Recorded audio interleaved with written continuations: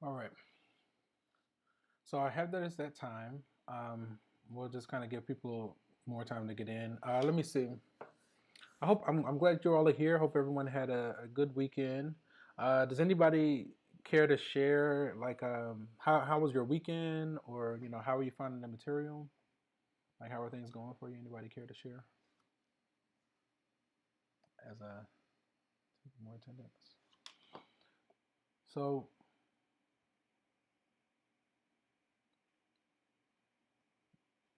yeah, I didn't do any of the things I intended to do this weekend. The weekend it is what it is. That was the result of my weekend. I was like, it's okay. Adjust and shift and just be grateful for whatever you do have. So you should have seen exam one. It was due this morning at 9, but don't fret. I'm glad because I opened up earlier the same kind of way I did with you all. I had a student earlier. He kind of talked about his weekend, and he was saying that he kind of waited to the last minute to do exam one, and he did the best he could. And he said he didn't like the score, and I was like, you do realize that, like, you know you can still work on the exam. You can work on any assignment that's on Pearson. I just went on and made it. You can submit it past the due date. There's only a 10% late penalty, right? So he was like, oh, I was like, yeah, you can actually work on it now, and you can still earn up to a 90%, which is an A minus.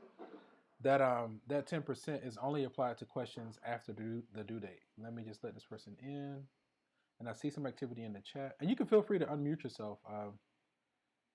It was due this morning, but you can still work on it. All right. So it's only a 10% late penalty. So, like, honestly, if you want an A minus on anything submitted late, you can still get it. Um, that's why we communicate and talk and stuff like that, so that you all can be aware. Because this is unconventional and untraditional, so it's totally okay. Um,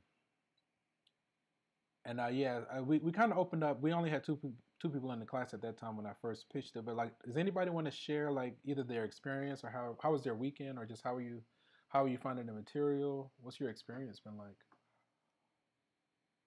And feel free to unmute yourself. You don't have to, like, type, or if you want to type, if that's your prerogative, that's totally okay too. Let me see. Users, not that one. Okay.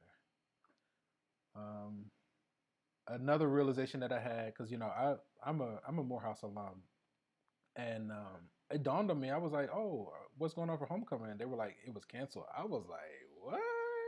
Say what? They were like, "Yeah." I was like, "Oh no," And the students were telling me that, like, who's this one? Is this the brothers? No.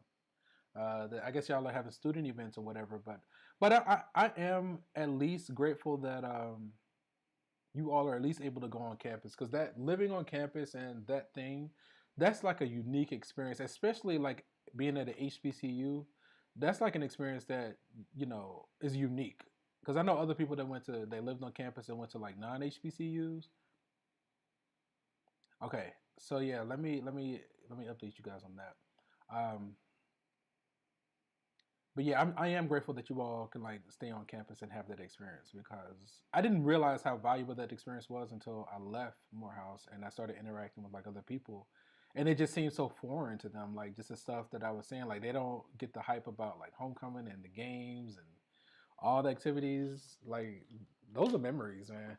But you all have your own experience, and that's what I had to keep telling myself. Like, okay, well, I am grateful that you all just having your own experience, which everybody does. So there was a request, like, let me make this announcement about the attendance. So attendance, don't that grade that you see in attendance doesn't really mean anything. It's I just take attendance for record keeping. Attendance only becomes an issue if we rack up a whole bunch of unexcused absences. And so what you're going to see, it's going to constantly be changing, because it updates every time I take attendance. But again, that I don't factor that into your grade at all. So the attendance is really just for record keeping. Like, if you like, I think officially, if you have, like, more than two unexcused absences, like on the third unexcused absence, I'm supposed to push it. But more than likely, I'll probably say something at F4, because it used to be four, and because of the credit change, I get it. Um, but yeah, three or four, especially at four unexcused absences, then I'm gonna come looking for you. I'm like, okay, wait, are you okay? Did you intend to stay? But otherwise, it's just for records, right? So it's not going to affect your grade. The biggest thing that affects your grade are my exams, right? Your exams make up almost 80% of your overall grade. That's including exams 1, 2, and 3 and the final. The homework is more so there for you to practice. It's not a completion grade. It's an actual grade. It just has such a low weight. The homework is like just under like 10% of your overall grade. The quizzes for the entire semester are just under 10% of your overall grade. But the bulk of your grade comes from our exam. So we had exam 1, it was due this morning, but you still have all semester. We have unlimited attempts. You can actually work on any assignment that's on Pearson. You can work on it past the due date with only a 10% late penalty. So the way I set the system up is it's set to take your highest score, right? So if you don't have something higher than a 90, and you can take it again and improve your score, and it's going to take your highest score. I'll probably update your grades around midterm and then closer to going into the final. Okay, we got brothers pouring in now. Let me check the chat because I see some activity. Yeah, the exams are available. You can do them over. You get unlimited attempts. There's only a 10% late penalty. So like if you wanted to take it again and push it, if you want a 90% at this stage, it just has to be a perfect score. And you should notice that each time you take the exam, it does change. So it's not so straightforward or one-dimensional. But if you the final due date I think I set for all assignments. If the last day of classes is that first week, it's like right about that first week of December. Whenever the last day of classes is, I try to set the final due date for everything at that time. So you actually have all semester. I don't want you to get lax and try to wait to the last minute. So that's kind of why I do like due dates and things like that. But the best practice is just get these things on time. But right now you do have time on your side. I've loaded all the homework for the entire semester, so I don't intend to load any more homework. I've loaded all the quizzes for the entire semester, so I don't intend to load any more quizzes. The only things that I want to load going forward are the exams. I loaded exam 1. For exam 2, you can anticipate an oral component. More than likely, I'll sit down and make like a scheduling monkey or a scheduling wizard, whatever it's called.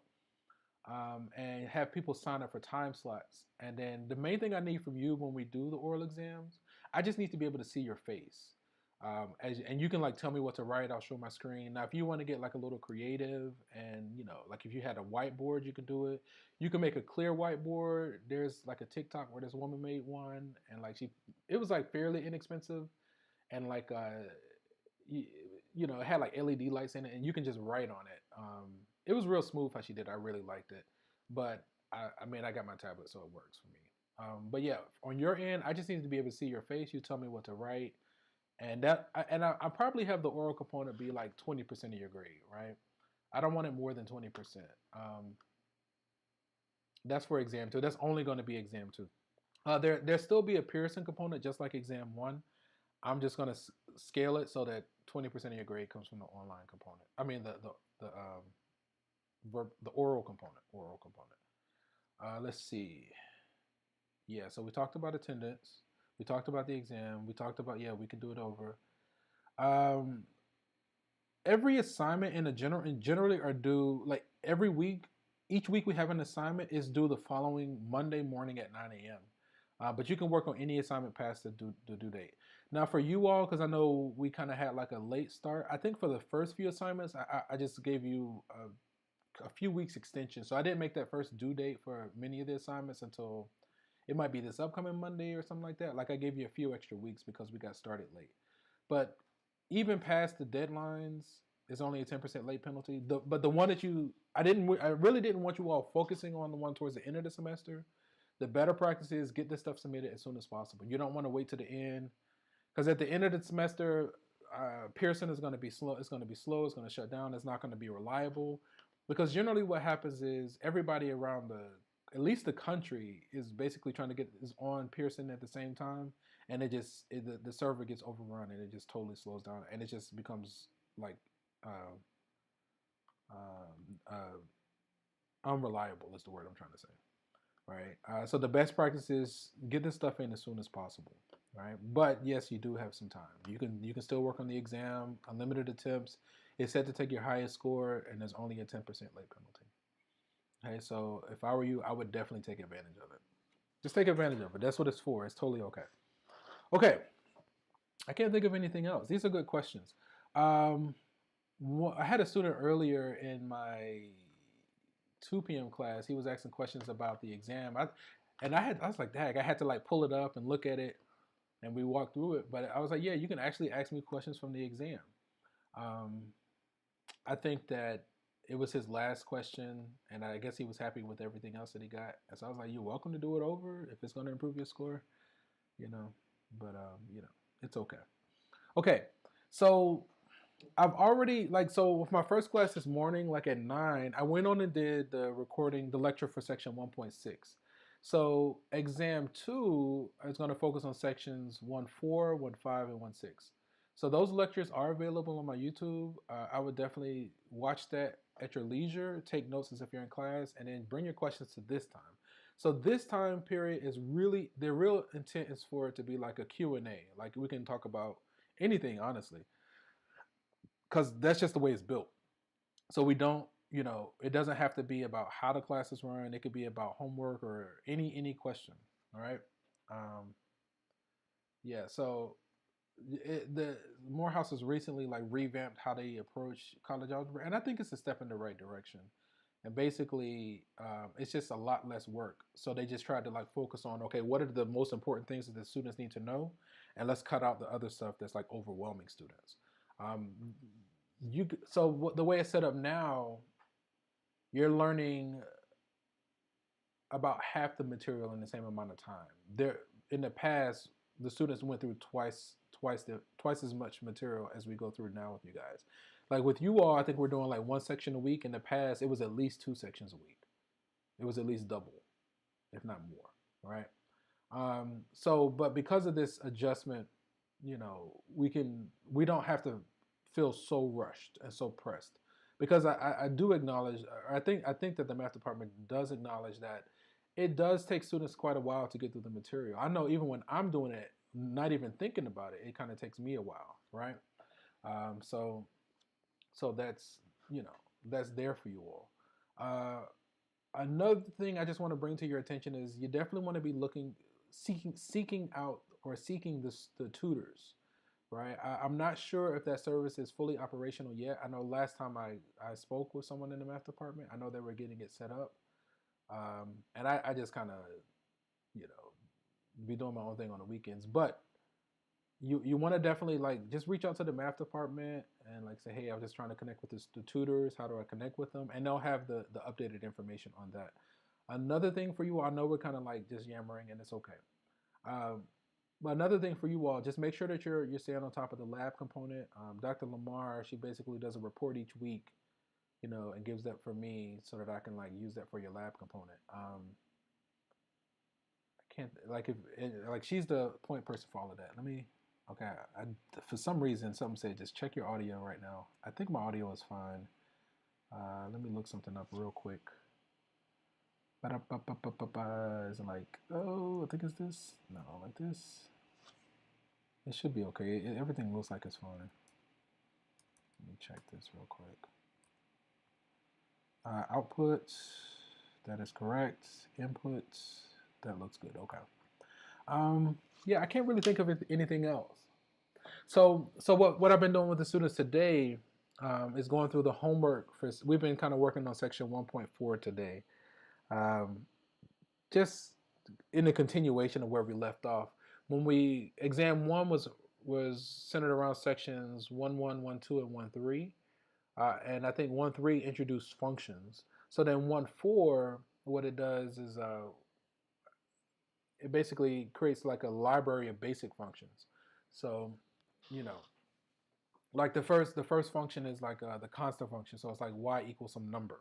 So that's just going to be a horizontal line through y equals that number. The next basic function is y equals x, which is basically just a diagonal line through the origin. And so that one's simple. The third is like y equals x squared, so on and so on. So, we have this list of basic functions. And so what this section does, we've just been exploring these functions. And so what I usually do, what I've been doing so far, is kind of just continuing where I left off from the previous class. I think I have it open already, actually. Let me do this. And let's hop here, and I think it should show. Okay. So yeah, so that's what we're gonna do. I'm just gonna kind of continue where I left off with the previous students, and you can actually watch those recordings. So I pretty much go through all the homework questions, and you all have the same questions. It'll just be different numbers. I'm gonna kind of mute the audio so I'm not distracted. But feel free to raise your hand or type in the chat. I do monitor those for inquiries. So picking up where I left off with the previous class, now we're on question number 11, and this comes from section 1.4, question 37. It says, using the graph of the function f, find the following: the intercepts, the domain and range. Okay, these are good concepts, right? So let's start off with the intercepts. So the first question is, what's the x-intercept? So if we look at this graph here, can we, let me see if this will work. That's okay. Oh, what did I hit? Do like this? Okay. So the x-intercepts, right? The x-intercept is where the graph crosses the x-axis. So you see the x-axis here. It should be negative 2 and 2. All right. So you're just looking at the graph. So the x-intercepts are. It says type an integer, use commas to separate. Let me move this out of the way. Negative 2 and 2, right? Negative 2, let's try this again. Negative 2, comma 2. I did something interesting I've never done before. I think that was like a week ago, though. And so here in Atlanta, where was this? This was way north of the city. It's a place called Medieval Nights. And I don't know, it was fun. It was basically like, we just went for like a celebration or whatever. You know, the guys on like armored suits riding around on horses, and like, you know, they bring food around to you. And so I don't know if you're aware of Game of Thrones, but it kind of felt like I was on the set of Game of Thrones, just without the vulgarity. But it was fun. It was just a good, silly time. What are the y-intercepts? Select the correct choice below. Y-intercept. So y-intercept is where the graph crosses the y-axis, right? So if this is the origin, so the y value here is 0, this is 1, this is 2. So the y value here should be 1, right? So it crosses the y-axis once. Y-intercepts are 1. So just looking at the graph, right? Okay, the domain. So the domain of a graph is going to be basically the very left to the very right. So looking at this graph, how far left does the graph go? What's the far left, right? So the furthest left x value is going to be negative 3. The x value here is negative 3.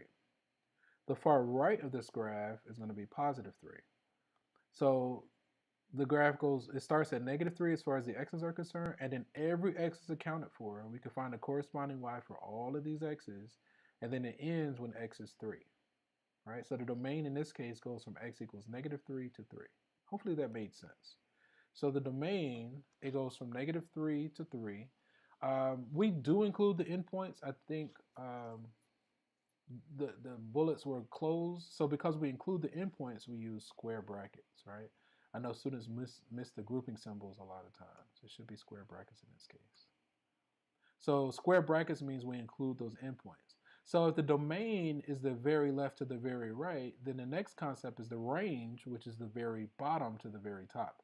So looking at this graph, what's the lowest y value? The lowest y value occurs at these points. They have the same y value of 0. So the lowest y value is 0. The highest y value is 1. So the range of this goes from 0 to 1, and notice that this graph is defined when y is 0, we can find the corresponding x. When y is 1, we can find the corresponding x. So it's defined on the endpoints, right? So that means we use a square bracket. We said the range goes from 0 to 1, and because these endpoints are included, we use square brackets. Let me check the chat. Hopefully I'm not talking too fast. This is a recording, so we could always go back. Look at the time. Totally being immature. I'm not going to go deeper into it. Let's see.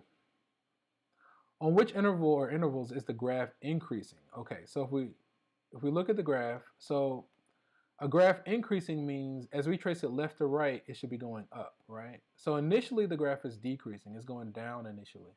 Let me check something real quick. Let's see what you got going on. Yeah, that's been pretty consistent. Whoa, I might have to take advantage of that. Okay, let me get a reminder for that. We can start. Yeah, that's fine.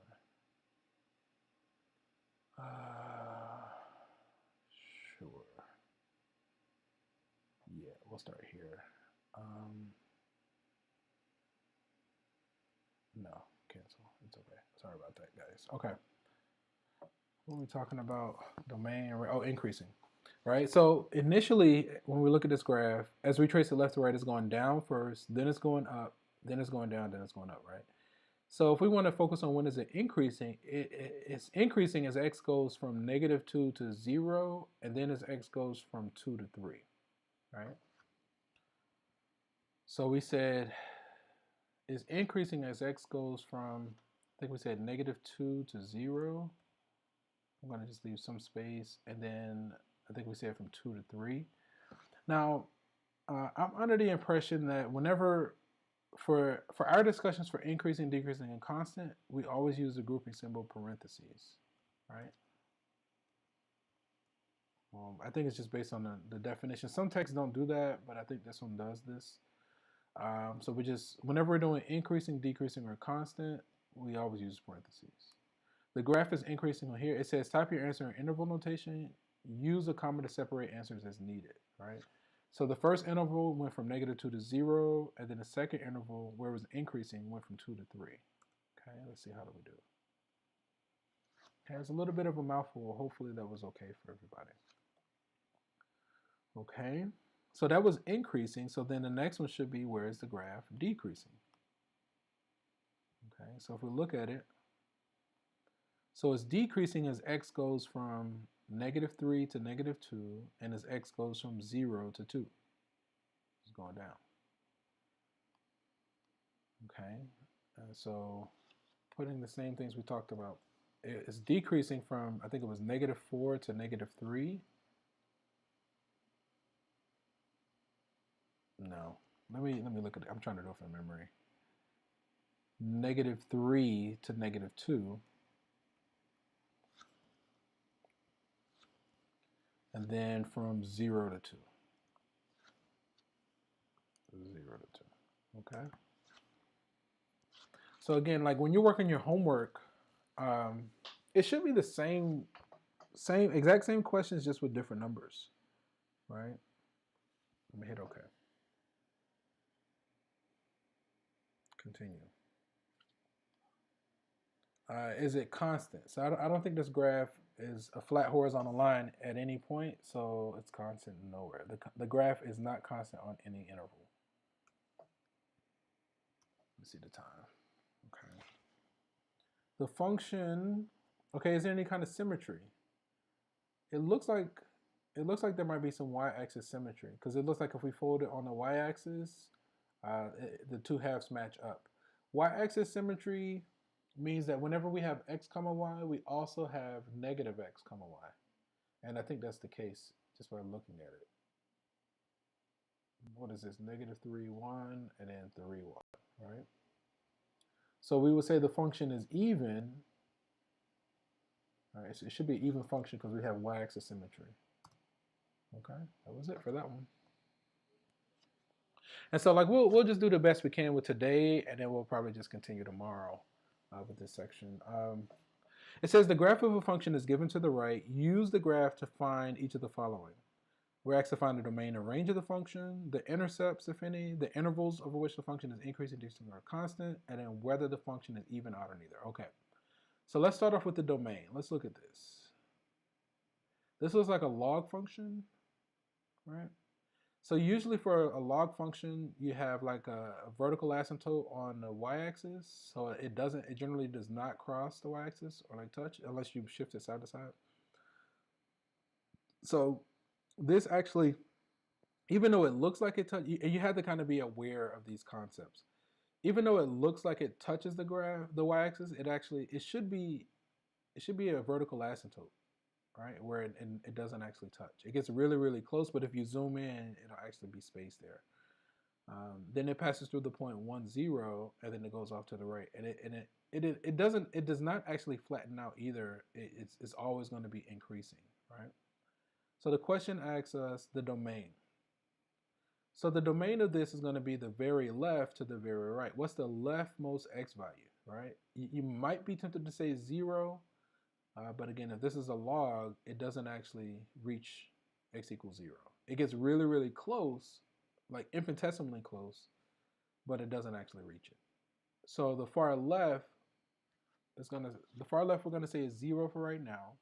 The far right, the far right x value, it goes off to infinity. Infinity always gets the grouping symbol parentheses. In this context, again, because I think it's a log function, it gets really close to the y-axis where x equals 0, but it doesn't actually reach it. So because it doesn't actually reach x equals 0, 0 gets a parentheses. Okay, so just the right hand, the positive values. Okay. What's the range? The range is the very bottom to the very top. So for the log function, the very bottom of a log function, it goes all the way down to negative infinity. So the smallest y value is going to be negative infinity. The highest y value is actually positive infinity. Right? So these are properties of log functions. It should be from negative infinity to positive infinity. Okay. So, I don't really expect you to know that, but this is like an introduction to that, to these notions, and it is a good idea to sit down with somebody. Like if you can't get your questions here, that's why I encourage you to like link up with the tutors, or you just want to be working with someone if you feel stuck. And there is support there. You've already paid for it. You just need to ask for it. Okay, it's asking for the X and Y intercepts. So let's start off with, okay, let's talk about both. So the X-intercept, where it crosses the x-axis, you see it displayed, 1, 0. The Y-intercept, again, it gets really, really close to the y-axis, but it doesn't actually reach it. Again, it looks like it's touching, but if you were to zoom in, you're actually still going to find space, right? And that's just a property of log functions. It has a vertical asymptote. So the X-intercept is 1, and there is no Y-intercept. No Y-intercept, the X-intercept of the function is 1. I'm going to just put 1. Let me see something. Type in integer or fraction. Yeah, we should be good. Okay. Let's continue. So X-intercept, we talked about Y-intercept, domain and range. Increasing, decreasing, and constant. Okay, so if we look at the graph, as we trace this graph left to right, is it going up, is it going down, or is it staying flat? So as we trace it left to right, it's going up, up, up, up, up, up. It's going to continue going up to the far right. So because as we trace it left to right, it's going up, then we say the function is increasing. It's never decreasing. The function is never decreasing and it's increasing. That interval, so what's the leftmost x value? The leftmost x value is just about 0. It gets really close to x equals 0, but it doesn't quite reach it. And the rightmost is infinity. So it's increasing over the entire domain. Again, the domain we said was 0 to infinity. Infinity always gets a parentheses. And in this case, we never reach x equals 0. It gets really close to the y-axis, but it doesn't reach. So because of that is why we use parentheses. There's an asymptote there. Okay, on to the next one. Let's see. Even, odd, or neither, right? Oh, constant. So we talked about increasing and decreasing, and it never flattens out, right? It never flattens out. So I'm gonna say no solution. Okay. Then we're asked to they asked us to tell whether the function is even, odd, or neither. So one interpretation of a function being even means that you have y-axis symmetry. So if we were to fold this on the y-axis, would the two halves line up? No, right? A function being odd, if even is synonymous with y-axis symmetry, then odd is synonymous with, hopefully you didn't say x-axis, because that was kind of a bait. A function being even means y-axis symmetry. A function being odd means symmetry with respect to the origin, right? So origin symmetry means like whenever we have x comma y, we also have negative x comma negative y. All the points, whenever you have a point x comma y, you're going to have a second point that's the same distance and mirrored across the origin, right? But that doesn't happen here. So this is an example of a function that's neither. Usually odd functions pass through the origin and they're kind of like mirror images of each other. It's almost like rotational symmetry, but I'm gonna let it be. Okay, I think we got that one. Let me see the time. Okay, so given this piecewise function, we're asked to find evaluate the piecewise function, right? So first we're asked to find f of 3. So when x is 3, right, a piecewise function, all a piecewise function is just several graphs on one plane, right? So this is really just two graphs. The first graph is f of x equals x, and the second graph is f of x equals 5. But we only keep a portion of the graph, so we have these restrictions. If we consider f of x equals x, which is just a diagonal line, but this says only keep the values where x is greater than or equal to 5. So we're keeping the right-hand part of the graph. The second one, if we consider f of x equals 5, it's just going to be a horizontal line through y equals 5. But we only keep the points where x is strictly less than 5. Right? So no matter what x value we choose, the y value is going to be 5, but we only keep the left-hand portion, right? So then if we're going to evaluate when x is 3,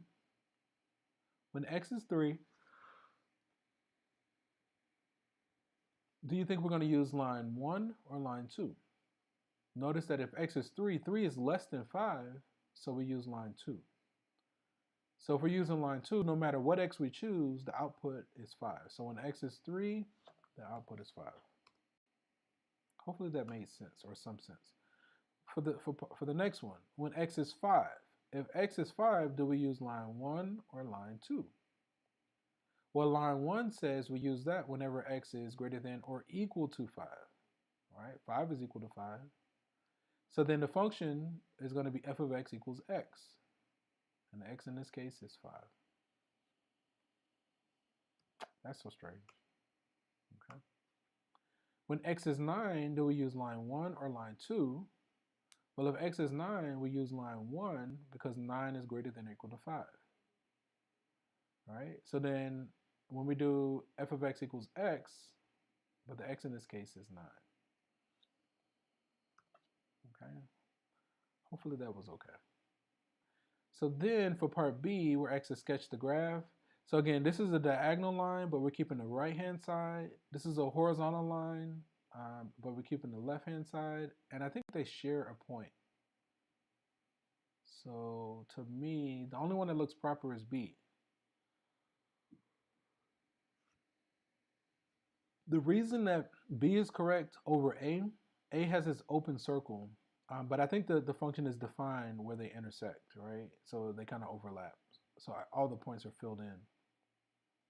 So we're going to go with B here. There are no gaps or holes or anything.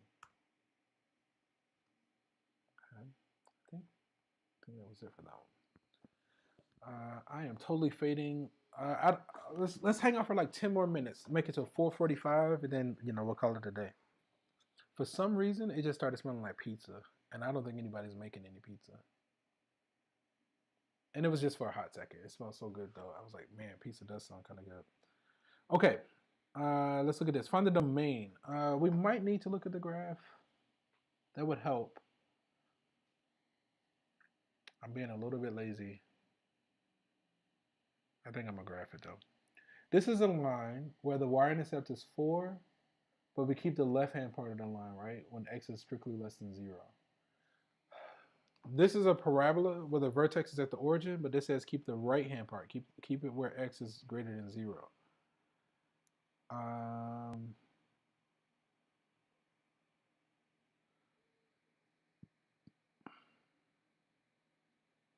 Okay. I was trying to avoid, I was trying to avoid graphing it. But, okay, so the domain here, it should be all reals because I think every x is accounted for. There's no x's that's unaccounted for. But honestly, that's easier to see when you look at the graph. And I can visualize it in my mind. I'm totally just being tired and lazy. And we're going to see the graph in a moment. So honestly, like if we were like just working this like regular, I would look at the graph. I would graph it. So basically to graph this is just y equals mx plus b. All right, so you just graph this like normal. The y-intercept is 4, the slope is 1. But then this says this only applies when x is strictly less than 0. So this means you're going to keep the left-hand part of that graph. Anything greater than or equal to 0, you're going to get rid of it. This is just a regular parabola, y equals x squared, with the vertex is at the origin. But this says keep the right-hand side of the graph. Keep where x is positive or non-negative. So all the stuff to the left of this, we would erase. Right, so we got a line going up to y equals 4, diagonal line going up to y equals 4, and then vertically there's a gap, but on the x-axis, all the x's are accounted for, right? There's no x's that's unaccounted for. So in this case, I would say the domain would be negative infinity,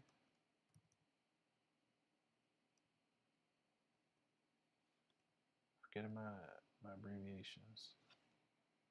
Oh, INF, infinity, there it is. It's like, come on. From negative infinity to positive infinity. For some reason, my N is not clicking.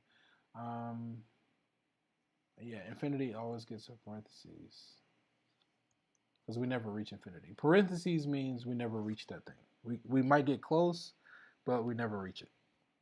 Okay, I'm gonna hit enter here. Okay, maybe I'm being lazy. That's why I was hesitating. Let me think about it one more time. Oh, inequality or a compound inequality. 0. Domain very left. Yeah, that's fine.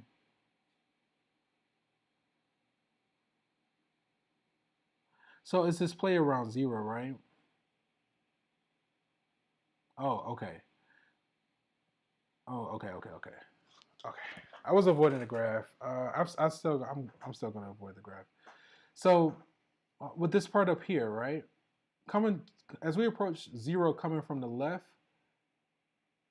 it's so weird because like we get really close to x equals 0, but it doesn't actually reach. So I think we need to account for that. But the thing that's strange, everything to the left is accounted for is defined as 0 when x is 0, y is 0. Give me a moment. And then the right, it's just that left part is 0. But if you merge the two, they should fill in.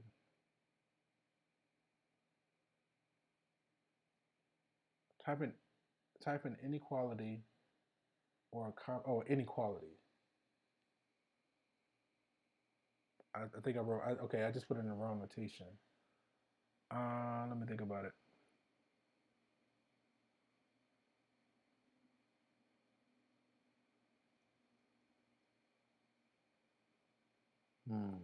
Okay, let me look at something.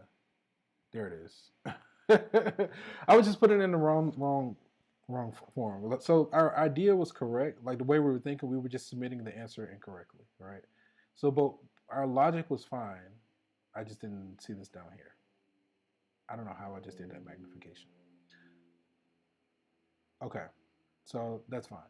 X-intercepts, where it crosses. So X-intercept is where if we set y to 0, I think there's one at the origin here, all right? It crosses so like, if we set this is 0 and solve, we get x equals 0, and that's defined here. And then this one, if we set this one to 0 and solve, x equals what, -4? So we have, it crosses the x-axis twice, once at the origin and once when x is -4. So the x-intercepts are going to be -4, 0. The y-intercept, this one starts at y equals 0. This one never touches the y-axis, right? Because it almost does, but because there's no equal to bar here, it gets really close to the y-axis, but it doesn't actually reach it. So this one is only going to be y equals 0. Y equals 0. Okay, let's see what else we got. Choose the correct graph, right? So these are the visuals that I had in my mind, and I think it's only one, right? I think it's A. Because you see you have the right-hand side of a parabola, the left-hand side is a diagonal line, and it has the open circle, where the open circle means it gets really close to that value, but it never reaches it, which is how the first one's supposed to be. Okay. All right, let me see. Let me see the time. Okay, let's do like one more. Let's just finish this one out, actually. Based on the graph, find the range. Okay. So now, domain, so if this is our graph, again, to graph this, this first one, this 4x, this 4 plus x, you just graph it like normal. That's just y equals mx plus b. But then you would erase, this says keep where x is less than 0, so that means you would erase the right-hand part. And because there's no bar, that's why that's an open circle. This one, this is just y equals x squared, so it's just a regular parabola, like, you know how to do a parabola. But then this says it only applies if x is greater than or equal to 0. So if that means we're going to keep the stuff on the right and erase the left part of that parabola, right? So then when we leave the corresponding components, this is how the graph is going to look for this. So again, a piecewise function are just several graphs on one plane. Is that an exit? She must live there, because you can't get out that way. Unless there's something I don't know.